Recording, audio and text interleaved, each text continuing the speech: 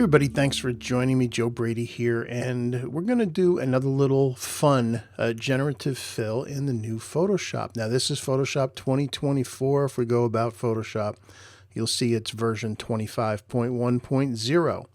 By the way, sometimes some of the tools don't show up, and if that's the case, one of the things you might want to do is go to Edit, Toolbar, and restore defaults, because sometimes stuff goes missing. So just to let you know if that happens. So here's a shot of yours truly, slightly fuzzy iPhone shot. By the way, I happen to look much better when I'm fuzzy. Here I am having an old-fashioned in the Morse Bar in the Randolph Hotel in Oxford, England. And yeah, there's my old-fashioned, but just a couple of things that generative fill could help on something like this is get rid of distractions. Like for example, we have these windows here and there's a light right behind my head. So let's go ahead and just draw around this one and hit generative fill. And we don't need to tell it anything. We just wanted to fix what's around there. Again, we're using this kind of like an advanced content aware fill. And let's see how good a job it does at getting rid of that and blending everything else in seamlessly. And did a nice job. You do get a couple of variations. If you go over to variations here, see, oh, I like that one better because that one still got the little bit of shade there better, and that left a little bit of window. So we're going to go with that one. That's great. Let's do the same thing for the light over behind my head. Again, I need to go back to the image layer, and let's draw just around this. I want to include a little bit of the right and above, so it has a reference as to what it's going to generate with. Again, I don't have to tell it anything. Let's just go ahead and generate it. And again, pretty amazing job. Let's get the bar out of the way.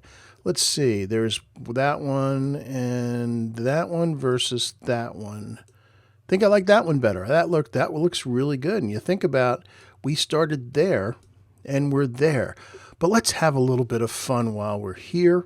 I'm going to go back to our layer, and I'm going to put a little umbrella in my drink.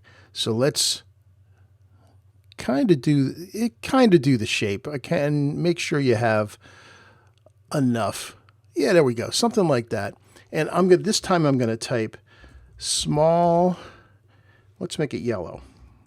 Yellow drink umbrella. And let's see what it does for us here. And wow, that was really small. And let's see if oh yeah, that one's better. That one's, it just gave me a straw.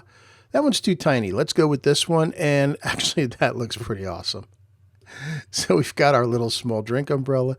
So again, what we did, we got rid of the bright highlight background distractions and add a little umbrella to the drink. All it needs is a vignette and maybe someone who's a little sharper in the picture.